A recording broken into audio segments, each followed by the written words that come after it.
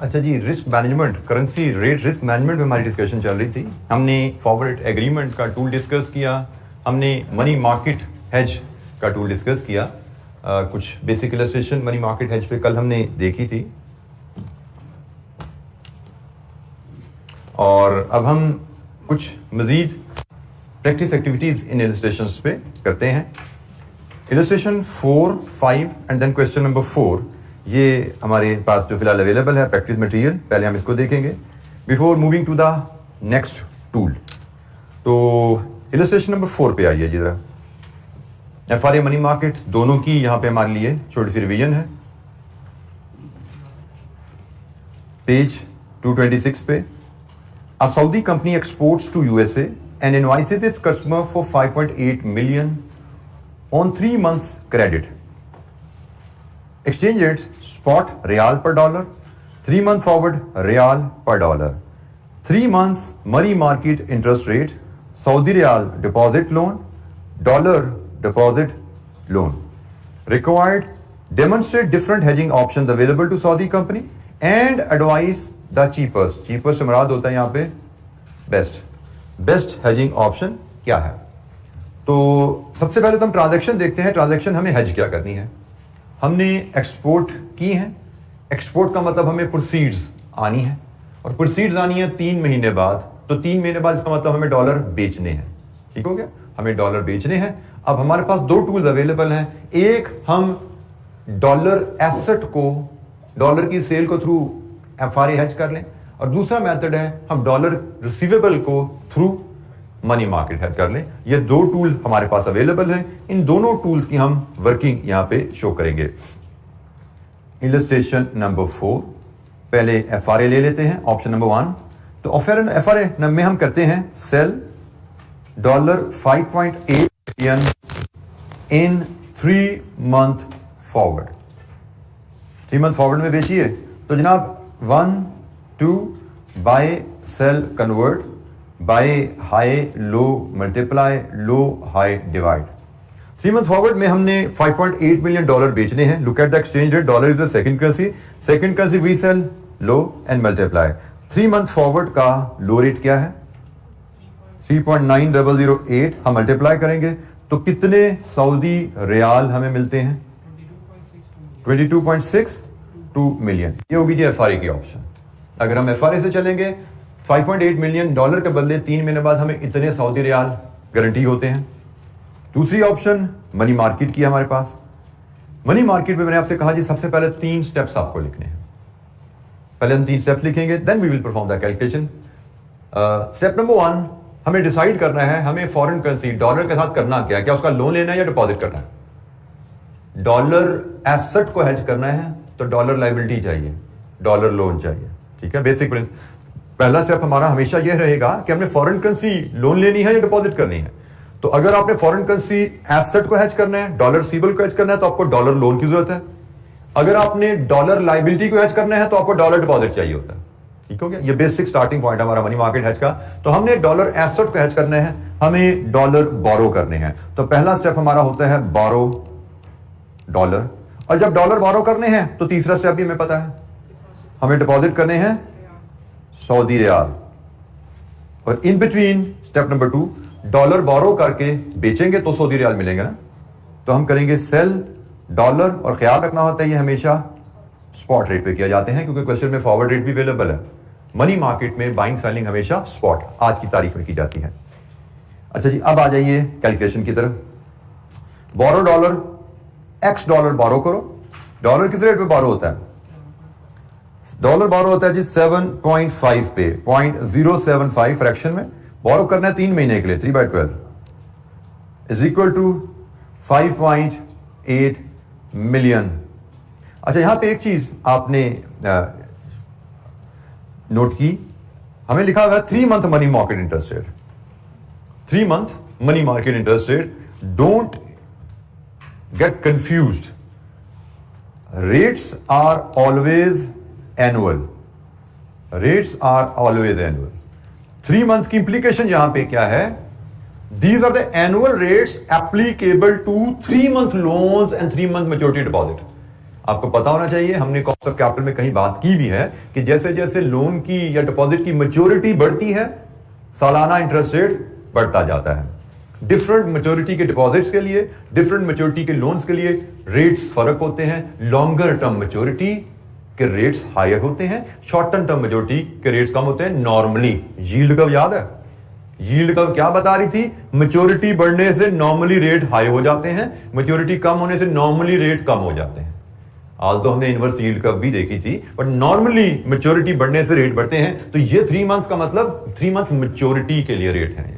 तो 3 month maturity के लिए रेट है, rates are always annual, rate कभी 6 मंथली नहीं कोट होते, ठीक है। तो ये हमें चूंकि 3 मंथ मैच्योरिटी का ही लोन, 3 मंथ मैच्योरिटी का ही डिपॉजिट चाहिए, तो यही रेट्स हमारे लिए रेलेवेंट है। रेट्स लेकिन चूंकि एनुअल है, इसको 3/12 के लिए हमने एडजस्ट किया। तो सॉल्व इट फॉर एक्स। जनाब कितने डॉलर हमें बोरो करने आज? 5.69 मिलियन। इन डॉलर को बोरो करके आज ही सेल कर देंगे। डॉलर सेकंड करेंसी स्पॉट पे सेल करेंगे, सेकंड करेंसी लो पे सेल होती है और मल्टीप्लाई होती है। 3.7498 ये सेल करके हमें कितने सऊदी रियाल मिले? 21.34। इनको हम डिपॉजिट करवा देंगे। सऊदी रियाल डिपॉजिट होते हैं, डिपॉजिट 8% पे, इनको हम 3 मंथ्स के लिए डिपॉजिट कर देंगे 3/12। तो बताइए 3 महीने में कितने सऊदी रियाल इकट्ठे हो जाएंगे हमारे पास? 21.77। हमसे पूछा गया है बेहतर ऑप्शन बताइए। मनी मार्केट से चलेंगे तो हमें 5.8 मिलियन डॉलर के बदले इतने रियाल मिलेंगे। एफआरए से चलते हैं तो हमें जनाब ये वैल्यू मिल रही है। Which one is better?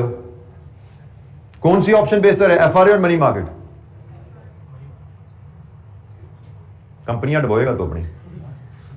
आप डॉलर बेच रहे हो तो बेच के जहां ज्यादा पैसे मिल रहे हैं वही अच्छा है ना। तो FRA is better. Money market से हमें 5.8 मिलियन डॉलर के बदले 21.77 मिलेंगे। एफआरए से हमें 5.8 के बदले ये मिल रहे हैं। बेहतर ऑप्शन कौन सी है? आल्डोस ने रिक्वायरमेंट में वर्ड चीपर का यूज किया, but cheaper does not necessarily mean जिसकी वैल्यू कम है। चीपर से मराद फाइनेंशियली कंपनी के लिए फायदेमंद ऑप्शन कौन सी है?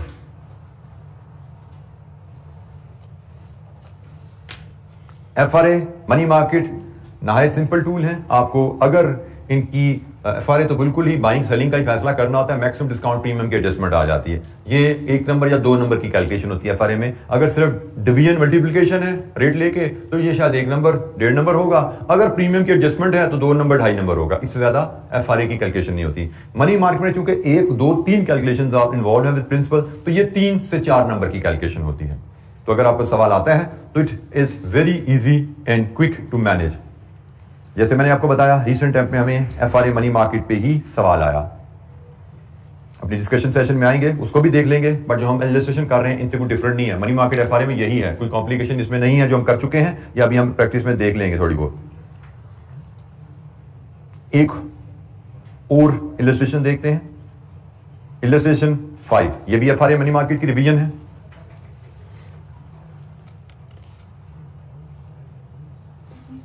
जी बेटा, अगर होता तो देख लेंगे, फिर रेट भी ये ना होते और फिर डिपॉजिट भी ये ना होता और लोन भी ये ना होता, फिर बहुत कुछ बदल जाते। ठीक है, it's not that simple. German company, illustration number 5। German company has recently imported raw materials from the USA and has been invoiced for $171,000। अच्छा, इस क्वेश्चन में जी पहली चीज आ गई, हमने इंपोर्ट किया यूएसए से, जर्मन कंपनी ने उसको इनवाइस हुई 171, तो मतलब ये तो पेबल आ गया। इंपोर्ट के अगेंस्ट तो पेमेंट करनी होती है आपने। In addition it has also exported finish goods to Australia and Australian customer has been invoiced for $295,000 payable in 4 months. तो एक ऑस्ट्रेलियन डॉलर को ऑस्ट्रेलियन कस्टमर को एक्सपोर्ट हुई भी है और एक अमेरिकन सप्लायर से इंपोर्ट हुई भी है। तो $171,000 पेबल है, अमेरिकन डॉलर पेबल है और $295 ऑस्ट्रेलियन डॉलर रिसीवेबल है। 2 ट्रांजैक्शन। इसका मतलब यहां पे इस क्वेश्चन में हम 2 एफआरए और 2 मनी मार्केट करने जा रहे हैं। Dollar euro spot, euro is the German home currency, Germany की होम करेंसी यूरो है। अमेरिकन डॉलर यूरो का स्पॉट रेट क्या है डॉलर पर यूरो, और 3 मंथ फॉरवर्ड क्या है। फिर यूरो ऑस्ट्रेलियन डॉलर स्पॉट क्या है, 4 मंथ फॉरवर्ड क्या है। Then we have current money market rates per annum. ये ना भी लिखा हो, इट इज अंडरस्टूड, ये पर एनम ही होते हैं एज फॉलोज। ऑस्ट्रेलियन डॉलर का रेट, अमेरिकन डॉलर का रेट, यूरो का रेट। अब यहां पे उसने बताया नहीं लोन का कौन सा है, डिपॉजिट का कौन सा है। क्या हम बता सकते हैं खुद? किस बेसिस पे? बिल्कुल ठीक है, जो हाई होगा वो लोन का होगा, जो लो रेट होगा वो डिपॉजिट का होगा, क्योंकि बैंक ने भी तो मुनाफा कमाना होता है ना। तो जरूरी नहीं हद तक एग्जामिनर बताए, कुछ आपकी मेंटल एप्लीकेशन के लिए चीजें छोड़ी जाती हैं। You don't have to get worried, you just have to take a pause. एक पॉज लेते हैं, सोचते हैं, आपकी चीजें सामने आ जाती हैं, दिमाग खुल जाता है। जैसे आपके साथी ने बड़े अच्छे तरीके से बता दिया, लोन हायर होता है, डिपॉजिट लो होता है। नहीं बताया तो कोई बात नहीं, हमें पता है। Show how German company can hedge its exposure to foreign exchange risk using the forward market, using the money market, and in each case determine which the best hedging technique is. अब यहां पे हमने एक hedge बनाना है receivable का, एक hedge बनाना है payable का, और हर हेज पे दो टूल लग रहे हैं। हर हेज पे दो टूल है, एफआरए एंड मनी मार्केट। तो हम वन बाय वन ट्रांजैक्शंस पकड़ते हैं। जैसे हम शुरू करते हैं पहले यहां से जी, 171,000 यूएस डॉलर पेएबल इन 3 मंथ्स। ठीक है, हम पहले यहां से बात शुरू करते हैं। पहले हम इस ट्रांजैक्शन को हेज करते हैं। Illustration number 5, $171,000 payable in 3 months। अब इसमें हम पहले लगाते हैं जी एफआरए का टूल। हमने डॉलर 3 महीने बाद पे करने के लिए विल हैव टू बाय। हमने सप्लायर को देने हैं ना, मेरे पास तो नहीं है, तो मुझे बैंक से खरीदने पड़ेंगे। तो हम करेंगे जी FRA to buy $171,000 in 3 month forward। Table 1, 2, buy, sell, convert, high, low, multiply, low, high, divide। ये always keep it in front। अच्छा, हमने डॉलर बाय करने हैं और हमारी करेंसी यूरो है। Dollar is it first currency और second currency? Dollar euro first currency है। 3 मंथ फॉरवर्ड में आ जाओ। फर्स्ट करेंसी बाय होती है लो पे, डिवाइड। 3 मंथ फॉरवर्ड में लो रेट से डिवाइड करो लो रेट से। 3 मंथ फॉरवर्ड में 0.9520 लीजिए जी। यहां पता लगा आपकी यूरो में कॉस्ट ऑफ बाइंग डॉलर क्या है। आपकी कॉस्ट यूरो में आएगा ना। ये मैंने बताया है कि फॉरेन करेंसी में हर अमाउंट के साथ साइन लगाना है, विदाउट साइन कोई अमाउंट नहीं लिखनी, क्योंकि यहां पे ये डॉलर है, यहां पे यूरो बनने जा रहे हैं। कितने यूरो? 179,622। अगर एफआरए करेंगे तो $171,000 will cost you 179,622 euro in 3 months time. अब हम मनी मार्केट की बात करते हैं। पेमेंट डॉलर पेएबल का मनी मार्केट हेज बना रहे हैं, डॉलर लायबिलिटी का मनी मार्केट हेज बनाना है। तो डॉलर के साथ क्या सलूक करें, डिपॉजिट या लोन? डिपॉजिट, बिल्कुल ठीक हो गया जी। डिपॉजिट करेंगे हम डॉलर। जब हमने फैसला कर लिया डॉलर में डिपॉजिट होने हैं, तो साथ ही दूसरा फैसला भी आ गया, बोरो करना है यूरो। यूरो एक बैंक से बोरो करेंगे, दूसरे बैंक में डॉलर जमा करवाना है। तो in between buy dollar at spot. ये 3 स्टेप आ गए। ये 3 स्टेप लिखे बगैर कैलकुलेशन शुरू नहीं करनी, क्योंकि यहीं पे सोचने का काम है। अगर आप ये स्टेप नहीं लिखते तो कंफ्यूजन क्या क्या आएंगी, तो अभी मैं आपको वो भी इलैबोरेट करता हूं। हमने डॉलर डिपॉजिट करने हैं, डॉलर का डिपॉजिट रेट चाहिए। ये जुमला आपने ये 2 वर्ड लिखे हुए हैं ना, तभी आप सही रेट पे पहुंचोगे, क्योंकि क्वेश्चन में आपके सामने 6 इंटरेस्ट रेट आ रहे हैं। अगर आपने डॉलर डिपॉजिट नहीं लिखा हुआ तो चांसेस ज्यादा देर कि आप गलत रेट पिक करके आ जाओगे वहां से। तो डॉलर डिपॉजिट जब हमने पहले सोच के लिख लिया, अब चांसेस बहुत कम है कि हमसे गलती हो। हम टेबल पर जाएंगे, डॉलर पर जाएंगे, डिपॉजिट रेट उठाएंगे 10%। हमने डॉलर डिपॉजिट करना है 3 महीने के लिए, तो हमें सफिशिएंट डॉलर डिपॉजिट करने हैं कि 3 महीने बाद हमारे पास $1,71,000 इकट्ठे हो जाए। तो कितने डॉलर डिपॉजिट करने के लिए चाहिए आपको? 166,829। ये डॉलर आपने अब स्पॉट रेट पे बाय करने हैं आज। डॉलर फर्स्ट करेंसी है, एक्सचेंज रेट में डॉलर फर्स्ट करेंसी है। Currency you buy low rate and divide spot का लो रेट 0.9830। तो जनाब यहां से आपको मिले यूरो। कितने यूरो कन्वर्ट होकर कितने यूरो बने? 169,714। ये यूरो आपने बोरो करने हैं, यूरो बोरो करने हैं। यूरो किस रेट पे बोरो होते हैं? 13 पे। तो 13% पे 3 मंथ के लिए यूरो बोरो कर लो। जनाब लोन विद इंटरेस्ट कितना बन जाएगा ये 3 महीने में? 175,300। तो अब एक ट्रांजैक्शन तो हेजिंग हमारी कंप्लीट हुई। $171,000 पेमेंट। अगर हम इसको FRA से करें तो हमारी कॉस्ट आती है 179। अगर हम मनी मार्केट से करें तो हमारी कॉस्ट आती है, अब ये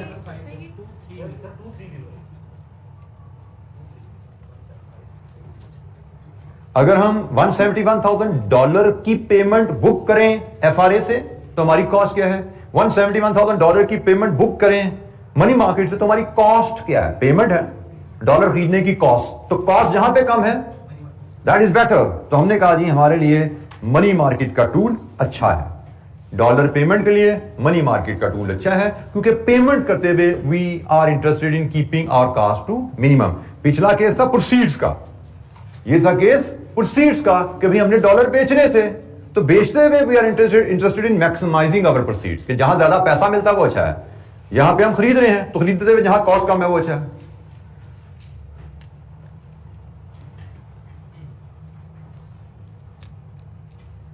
अच्छा जी, अब हम दूसरी ट्रांजैक्शन पे आते हैं।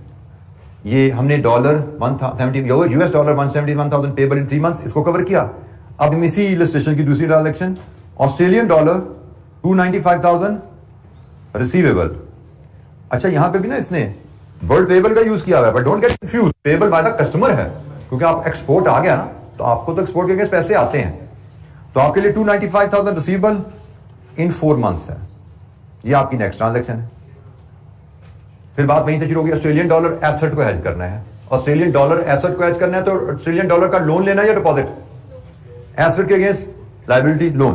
तो जनाब बोरो, स्टेप नंबर 1 आपका borrow Australian dollar, calculation number 1। Australian dollar borrow होने हैं तो डिपॉजिट क्या होगा जी, लोकल करेंसी, दादर करेंसी यूरो, और कनेक्शन क्या हुआ, sell Australian dollar at spot. Buy sell हम हमेशा फॉरेन करेंसी करते हैं ना, फॉरेन करेंसी बोरो डिपॉजिट होगी सबसे पहले, उसके बाद बाय या सेल फॉरेन करेंसी की जाती है, और थर्ड स्टेप में डिपॉजिट या बोरो लोकल करेंसी की जाती है।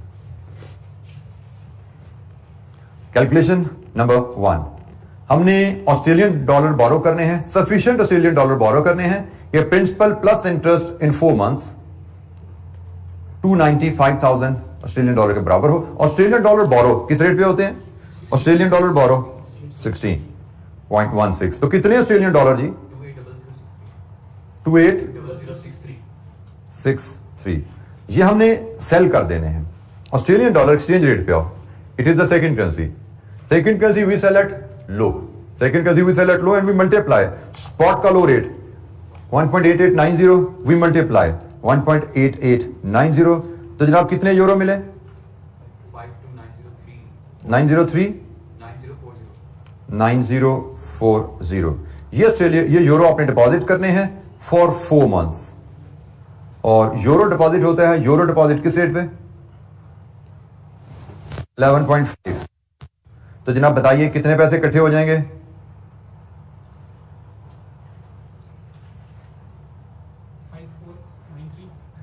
549320।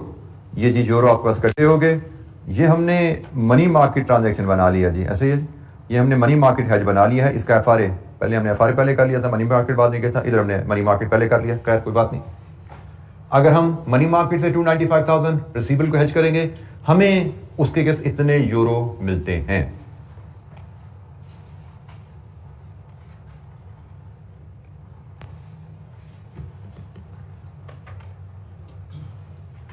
रिसीवेबल को FRA से हेज करना, sell Australian dollar 295,000 in 4 months forward.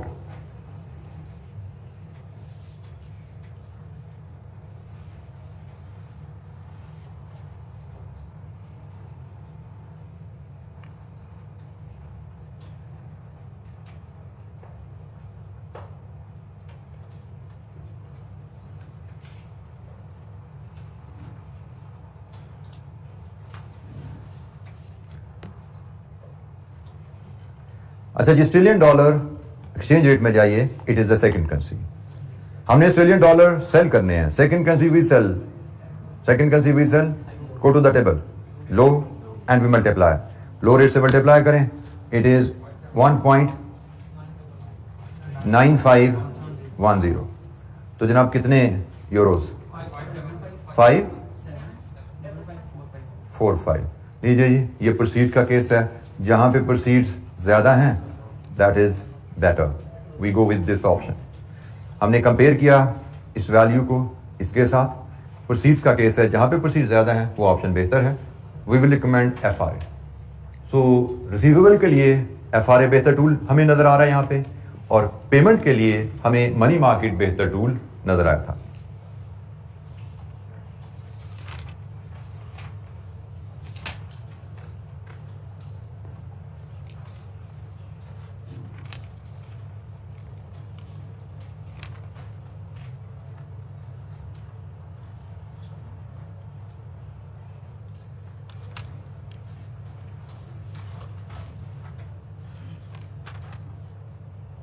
Ji, any question, कोई सवाल?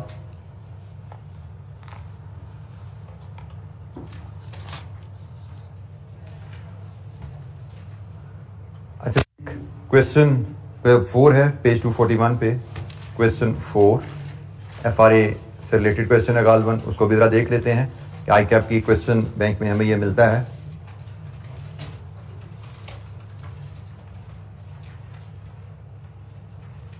एक simple question number 4, requirement है, what is the amount that company can fix its future income from US dollar? किस अमाउंट पे company अपनी income in US dollar को fix कर सकती है? A UK company expects to receive $100,000 in 6 months from US customer and it wishes to hedge the exposure to currency risk by arranging a forward contract. Dollar पर pound rate दिया गया है। Dollar पर pound का मतलब ही 1 pound होता है, पर 1 पाउंड लिखने की जरूरत नहीं थी, पर स्टैंड्स फॉर 1 यूनिट, ठीक है? तो ये 1 यहां पे रेयरली नजर आता है, बट यू शुड अंडरस्टैंड कि पर पाउंड का मतलब $1, 1 पाउंड। स्पॉट पाउंड का दिया गया है, ये अंडरस्टूड है। यहां पे एक आपको नोट्स में ये चीज लिखी नजर आई थी कि अक्सर फॉरेन एक्सचेंज रेट जब कोट किए जाते हैं तो उसमें एक्सप्रेशन थोड़ा सा डिफरेंटली कर दिया जाता है। यहां पे अगर एक्सप्रेशन में से एग्री नहीं करता, यहां पे लिखा होता शायद डॉलर, तो ये अंडरस्टूड था ये डॉलर पर पाउंड है। पाकिस्तान में जैसे एक्सचेंज डीलर के पास जाते हैं ना, वो आपको कहता है जी डॉलर का रेट चल रहा है से 240 242, वो कभी आपको रुपीज पर डॉलर नहीं बताता, वो कहता है डॉलर का रेट है, ये आपको पता है रुपीज पर डॉलर बोल रहा है वो, ठीक है ना? वो रियाल का रेट कहता है जी सऊदी रियाल चल रहा है जी 70 रुपए का, आपको पता है ये जो रेट बोल रहा है वो रुपीज पर रियाल है, जरूरी नहीं कि रुपीज आपके सामने लिख के कोट भी करे। सो एक्सचेंज रेट में अक्सर सिर्फ फॉरेन करेंसी का जिक्र कर दिया जाता है। अगर आपको बेस बता दी गई है कि भाई रेट हमारे ऐसे कोट होते हैं, तो उसके बाद यहां पे आपको सिर्फ डॉलर भी लिखा नजर आए तो आपको पता है कि ये डॉलर पर पाउंड है, ये डॉलर का रेट है, और डॉलर का रेट डॉलर पर पाउंड कोट होता है। ये डॉलर का रेट है और पाकिस्तान में rupees per dollar rate quote होता है, ये अंडरस्टूड होता है। तो जनाब हमें उसने रेट दे दिया, spot rate 6 month forward premium. अब प्रीमियम यह है यकीनन पॉइंट्स में, और पॉइंट्स में जब प्रीमियम है तो we must be able to read it as 0.0231 and 0.0240। Points का मतलब आप इसको फ्रैक्शन में कैसे कन्वर्ट करते हैं? हमें 6 स्पॉट दिया गया है, 6 मंथ प्रीमियम दिया गया है, हमने प्रीमियम को एडजस्ट करना है। तो जनाब are we dealing with a direct quote और indirect quote? This is indirect quote. Indirect quote में होम करेंसी सेकंड आती है, सेकंड करेंसी होम करेंसी होती है इनडायरेक्ट कोट में, तो ये इनडायरेक्ट कोट है। और डायरेक्ट कोट पाकिस्तान में है, पाकिस्तान में प्रीमियम ऐड होता है, तो इनडायरेक्ट कोट में प्रीमियम लेस होता है। तो जनाब मैं यहीं पे सवाल हल हमारा हो रहा है, हम इसको यहां पे लेस करेंगे। अब इसमें से सिलेक्ट करने रेट हमें कौन सा चाहिए? हमें हाई चाहिए, लो चाहिए? हमने डॉलर बेचने हैं, फर्स्ट करेंसी बेचनी है, फर्स्ट करेंसी वी सेल।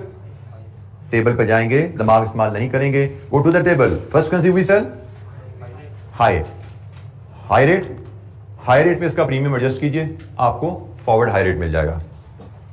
ये हाई रेट हमने सेलेक्ट कर लिया, इस हाई रेट में इसका प्रीमियम एडजस्ट कीजिए, प्रीमियम आपने लेस करना है, तो बताइए यहां से फॉरवर्ड रेट क्या आता है? 7309। ये जी फॉरवर्ड रेट आ गया आपके पास, this is your forward rate. आपने $1,00,000 फॉरवर्ड रेट में बेचने हैं, फर्स्ट करेंसी बेचनी है, डिवीजन इज यूज्ड। कितने स्टर्लिंग? 5773। हमने टेबल की मदद से स्पॉट में सूटेबल रेट सेलेक्ट किया, उसमें उसका रिस्पेक्टिव प्रीमियम एडजस्ट किया, फॉरवर्ड आ गया। फॉरवर्ड रेट को यूज करते हुए अपनी ट्रांजैक्शन पे हमने एक्सपेक्टेड प्रोसीड्स निकाल ली और यही जवाब हमारा यहाँ पे आ रहा है जो एग्जामिनर के सोल्यूशन पे भी हमें गिवन है। जी, एनी क्वेश्चन, कोई सवाल?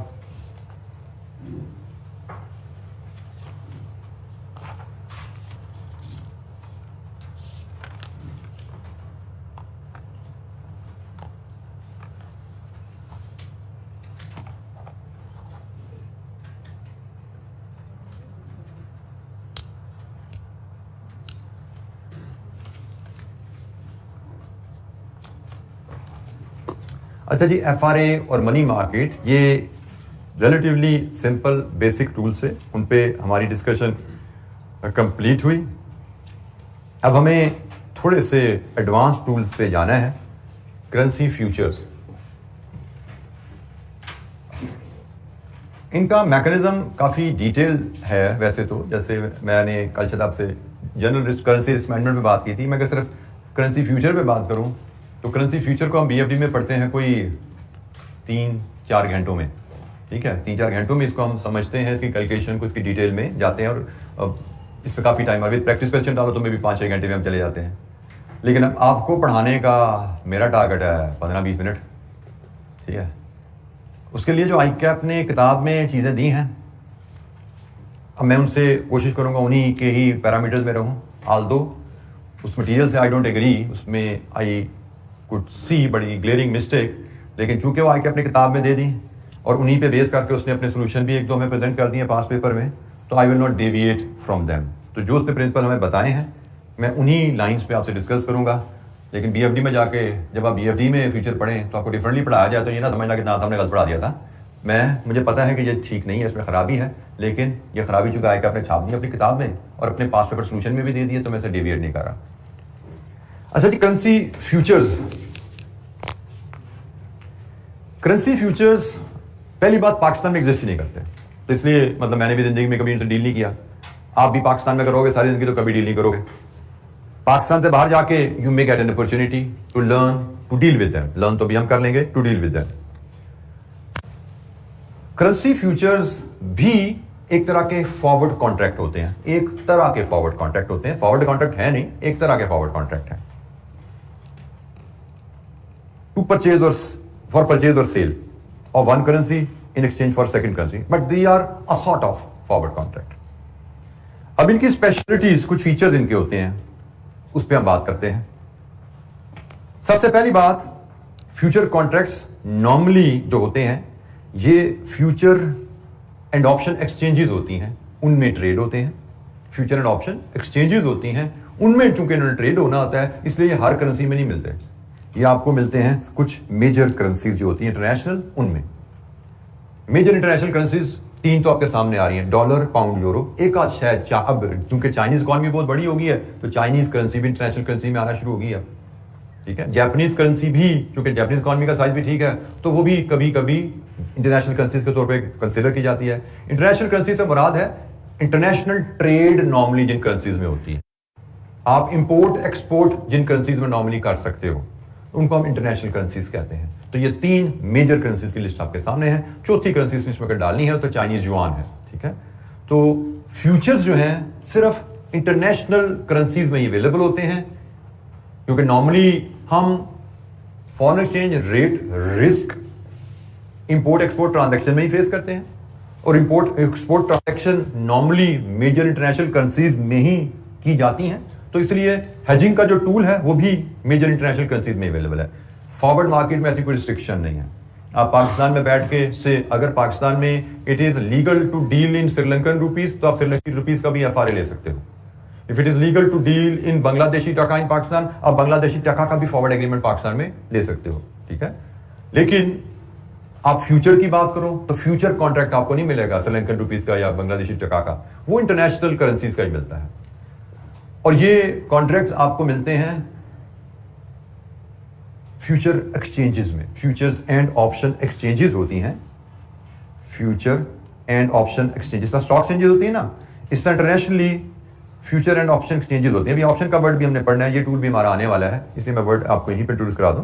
ये इंटरनेशनल एक्सचेंजेस होती हैं जहां पे फ्यूचर कॉन्ट्रैक्ट मिलते हैं।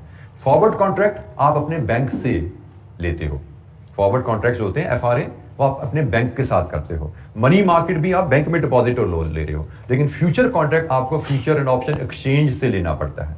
ये भी एग्रीमेंट टू बाय और सेल ही होता है। अच्छा, इसमें एक फीचर तो आ गया, हर करेंसी का अवेलेबल नहीं है और मिलेगा मार्केट से। दूसरा फीचर कि ये एग्रीमेंट किसी भी अमाउंट के ऊपर नहीं मिल जाएगा कि जी मैंने $10 लाख खरीदने एग्रीमेंट दे दो, मैंने £50,000 खरीदने एग्रीमेंट दे दो। फ्यूचर में जो चीज मिलती है रेडीमेड, उसका साइज भी स्टैंडर्ड होता है। जैसे यहां पे एक एग्जांपल दी गई है, 1 लाख, इसको कहा जाता है contract size. Future is available in standard contract sizes. जैसे डॉलर का कॉन्ट्रैक्ट साइज यहां पे एग्जांपलीफाई किया हुआ है $1,25,000। इसका मतलब क्या है कि आप डॉलर की खरीदो फरोख्त एग्रीमेंट अगर करना चाहते हो फ्यूचर मार्केट में, it can only be done in the multiple of $1,25,000।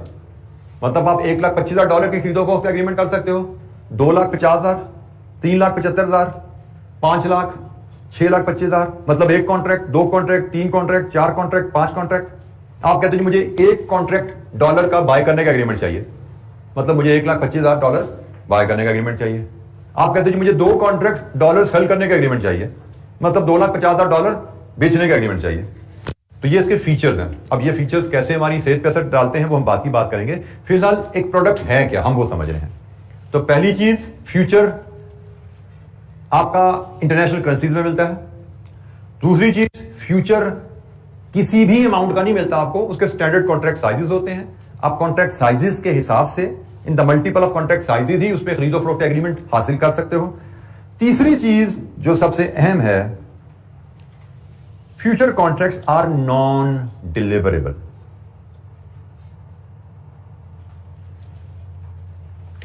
Non deliverable का मतलब इन कॉन्ट्रैक्ट के अगेंस्ट करेंसी डिलीवरी नहीं होती। अब जरा deliver, forward rate contract deliverable contract है। आपने एग्रीमेंट टू बाय डॉलर किया 3 मंथ फॉरवर्ड में, तो ड्यू डेट पे आप बैंक में जाओगे, उसको रुपीज में कीमत देते हो, उससे डॉलर लेते हो, डिलीवरी होती है, फिर एग्रीमेंट खत्म होता है। FRA एग्रीमेंट टू बाय है, FRA एग्रीमेंट टू सेल है, and you actually buy, you actually sell, you get delivery, you give delivery.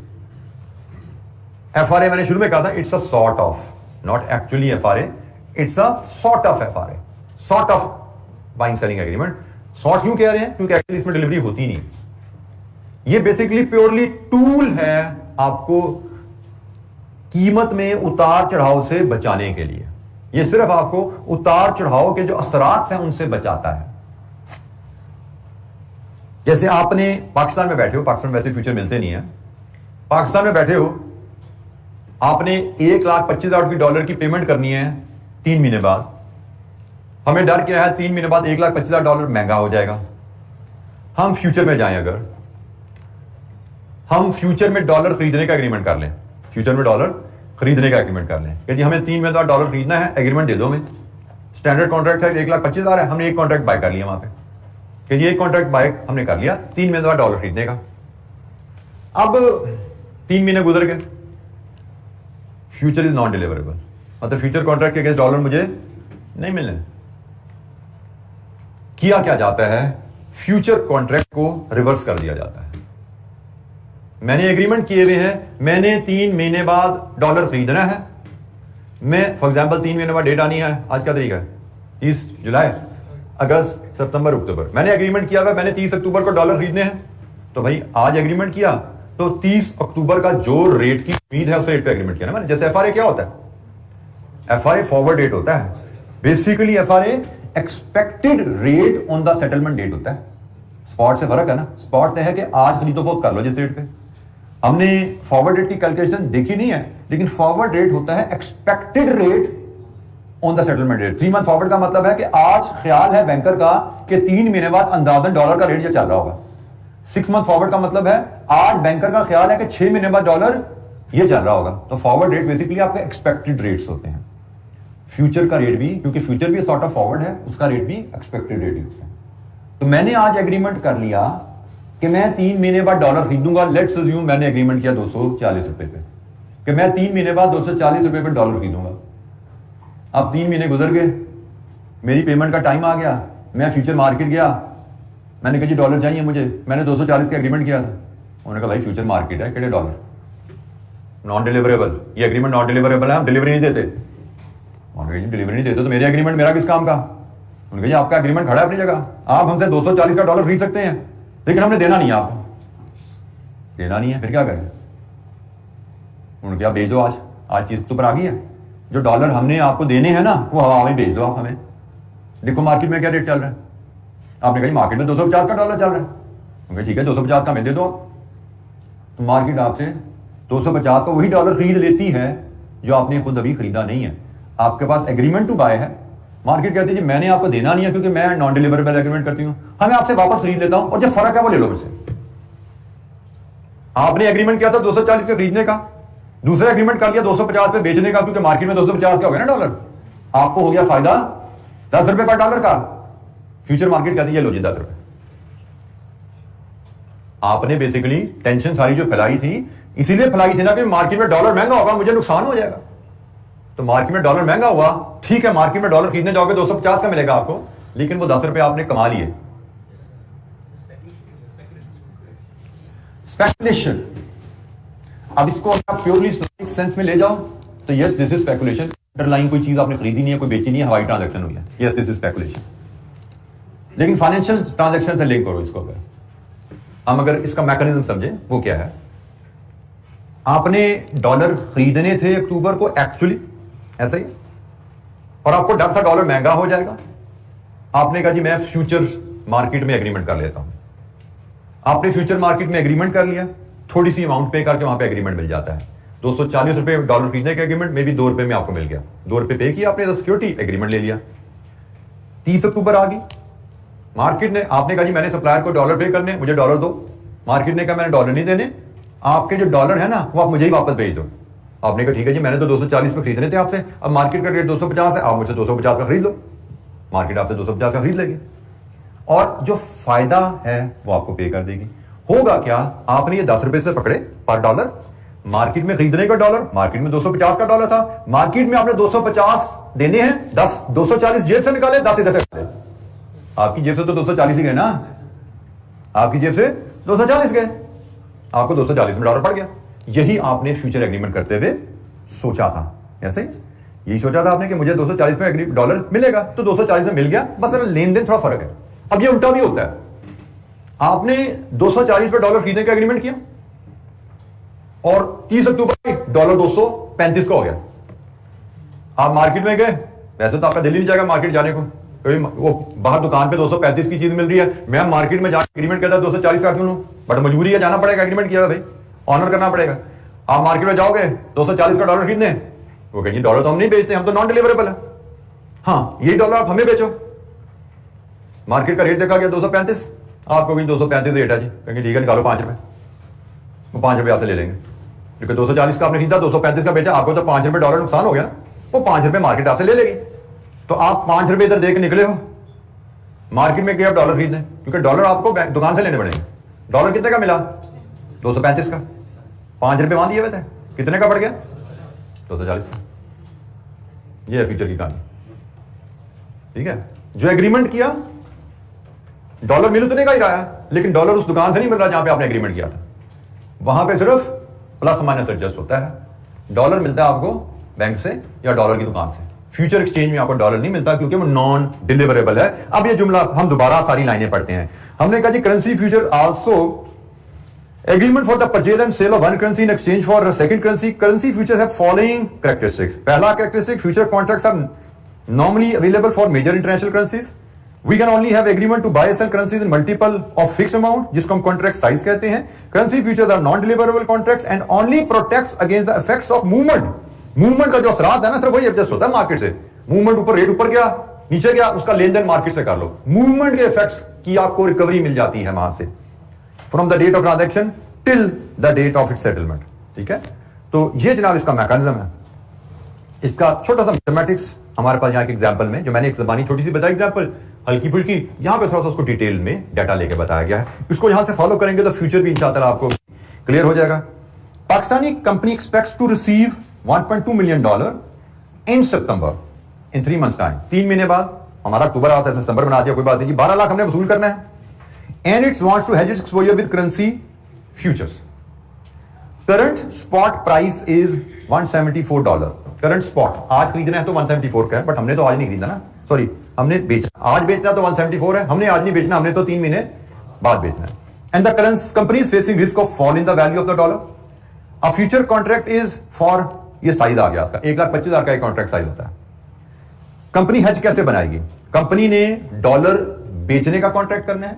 Dollar बेचने के लिए आप टर्म यूज करते हो सेल डॉलर फ्यूचर कॉन्ट्रैक्ट्स. डॉलर बेचने के लिए आप कहते हैं जी मुझे डॉलर बेचने का एग्रीमेंट चाहिए, आप कहते हैं जी मुझे डॉलर फ्यूचर एग्रीमेंट सेल करने. डॉलर फ्यूचर एग्रीमेंट सेल करने का मतलब है कि मुझे डॉलर सेल करने का एग्रीमेंट चाहिए. कितने कॉन्ट्रैक्ट सेल करेगी company? 12 lakh divide with 1,25,000, 9.6 round off कर लेते हैं 10 पे. Simple rounding off principal. ये 9.4 आता तो मैं 9 पे राउंड ऑफ कर लेता, ये 9.5 आता मैं इसको 10 पे राउंड ऑफ करता, 9.8 आया 10, सिंपल राउंडिंग ऑफ. ठीक है, हमने कितनी अमाउंट हेज करनी है? 12 लाख डॉलर के कॉन्ट्रैक्ट नहीं मिलते, कॉन्ट्रैक्ट तो 1,25,000 के मल्टीपल में मिलते हैं, उसके हिसाब से हम डिवाइड किया, 9.6 राउंड ऑफ कर लिया 10. हमने 10 कॉन्ट्रैक्ट्स सेल करने हैं डॉलर फ्यूचर के. ठीक है जी, अब ये राउंडिंग ऑफ के क्या असरात हैं, इस पे भी हमारा कोई लेन देन नहीं है. हमने बात खत्म हुई, हमने 10 कॉन्ट्रैक्ट सेल कर दिए. Suppose the company sells September future contracts at this price. सितंबर का जो रेट मिला ना, हमें वो ये रेट मिला जी. सितंबर का हमें रेट 172.235 मिला है. ये एक तरह का हमारा फॉरवर्ड रेट हो गया कि हमारा फॉरवर्ड रेट 172.235 है. ये हुआ क्या? If dollar is stronger in September, dollar हमें डर था गिर जाएगा, गिरा नहीं, वो 175.135 पर रह गया. हमने एग्रीमेंट किया है डॉलर बेचने का इतने पे, और डॉलर मार्केट में उसका चल रहा है इतना. अब हमने बेचने का एग्रीमेंट किया हुआ है, हम फ्यूचर मार्केट में गए, हमने कहा जी हमने डॉलर बेचने हैं, तो फ्यूचर मार्केट कहती है जी मैं तो नॉन डिलीवरेबल मार्केट हूं, मैं तो आपसे डॉलर नहीं खरीदता, तो आप एक काम करो मेरी ही मार्केट में डॉलर खरीद लो, तो आपकी ट्रांजैक्शन खत्म हो जाएगी, नफा नुकसान सेटल कर लेते हैं. जैसे पहले बाइंग की ट्रांजैक्शन करते हैं, सेल की भी वैसे होती है कि मेरी ट्रांजैक्शन में डॉलर खरीदो. आपने कहा ठीक है जी मैं खरीद लेता हूं आपकी ट्रांजैक्शन में. मैंने आपकी ट्रांजैक्शन में बेचने का, आपकी मार्केट में बेचने का एग्रीमेंट किया था इस प्राइस पे, मैं आपकी मार्केट में आज के रेट पे बाय भी कर लेता हूं. तो ये जनाब आ गया loss, rupees per dollar, 2.9 rupees per dollar मुझे नुकसान हो गया. ठीक हो गया जी.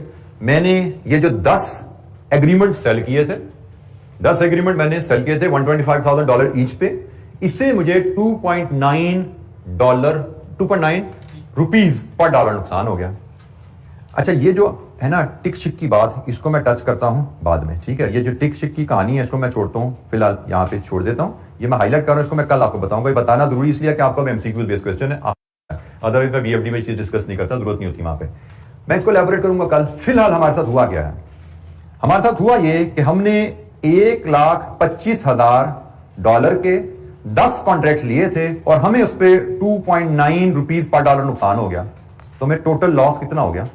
ये तो लॉस था पर डॉलर, ये तो रुपीज पर डॉलर है, तो टोटल लॉस कितना हो गया? 3625,000. ये सारी कहानी, ये इतनी लंबी जो हाईलाइट किया उसमें वैल्यूज ने यही निकाली हुई है, तो वो ये कहानी हम बाद में समझ लेंगे. फिलहाल हमें लॉस हो गया. लॉस तो समझ आ गया ना कि हमने 1,25,000 के 10 कॉन्ट्रैक्ट में डील किया था और उन पे हमें 2.9 रुपीज पर डॉलर नुकसान हुआ. टोटल हमारा नुकसान कितना हो गया? फ्यूचर मार्केट से लेन देन खत्म हो गया, हाथ झाड़ के घर आ गए, उनको ये पैसे देकर उनका घर आ गए. अब आपने करनी है सेल.